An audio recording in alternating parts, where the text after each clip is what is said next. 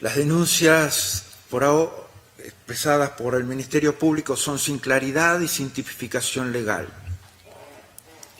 Son claramente persecutorias de un partido político. El secretario general de la Organización de los Estados Americanos, OEA, Luis Almagro, presentó las conclusiones de su segunda visita a Guatemala. Almagro resaltó que aunque la transición de mando entre el gobierno actual y el electo está en marcha, las acciones del Ministerio Público y la Fiscalía Especial contra la Impunidad FESI lo están afectando. Hubo un dato falso en esa reunión. Se señaló que el movimiento Semilla no quiere que se lo investigue.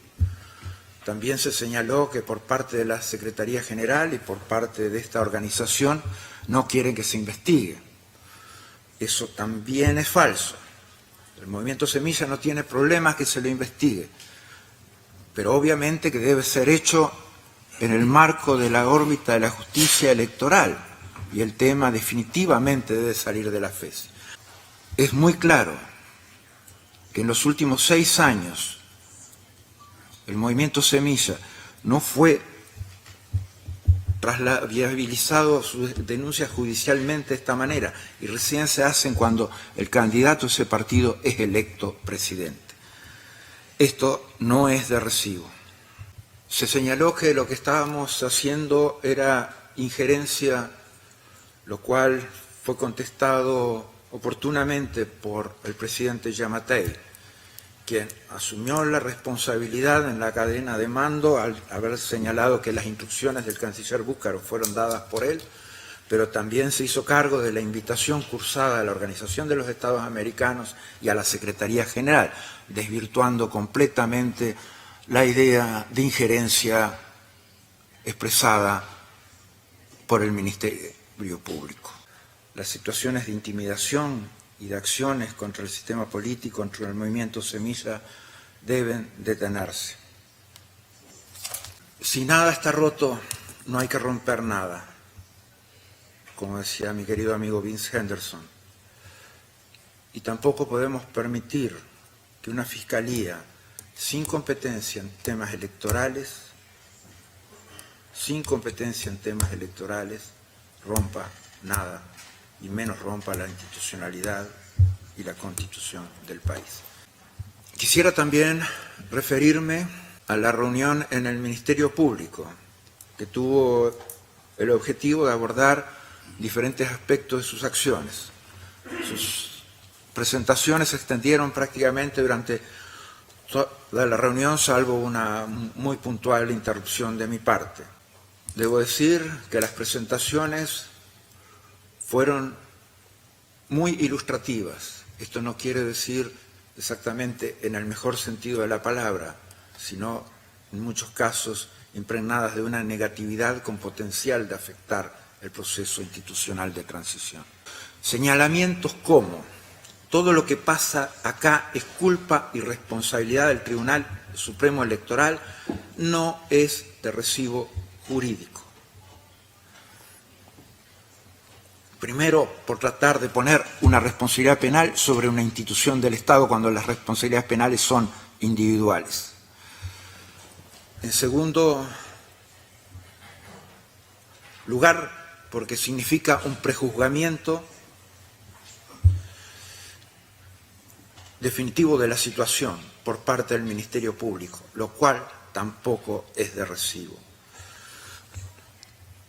Y también el hecho de expresar prejuzgamientos como, por ejemplo, que lo que ocurre es culpa también de la actitud corrupta e impune e irresponsable del movimiento Semilla y del actuar de Bernardo Arévalo y Samuel Pérez. No es de recibo esta clase de pronunciamientos por parte de aquellos que están a cargo de llevar adelante acciones de justicia en el país. Aparte, obviamente, de que la criminalización de un partido político no tiene ningún sustento. Al respecto, se puede agregar que el transformar también al Tribunal Supremo Electoral en sujeto de derecho penal es abusivo, como lo es hacerlo con un partido político. Pero todavía no se ha entrado a valorar si un juez penal puede dictar la cancelación de un partido político. Este es un tema a ser resuelto. habiendo estudiado derecho penal, la criminalización de un partido político o un partido político como sujeto de derecho penal verdaderamente no es algo de recibo. Es muy inconsistente jurídicamente que un sujeto de derecho penal sea un partido político. No es de recibo que el presidente electo asuma sin partido. Eso sería definitivamente afectar decisión soberana del pueblo. Una decisión soberana que no solamente eligió al presidente Bernardo Arévalo como presidente de la República de Guatemala, pero también eligió congresistas en nombre de un partido político llamado Movimiento Semilla. Esto tiene consecuencias, no tener partido político, a las acciones de presión sobre el partido político, llevarían a que, de resultar la inhabilitación del mismo, los 23 diputados electos no podrían presidir comisiones legislativas ni la directiva del Congreso.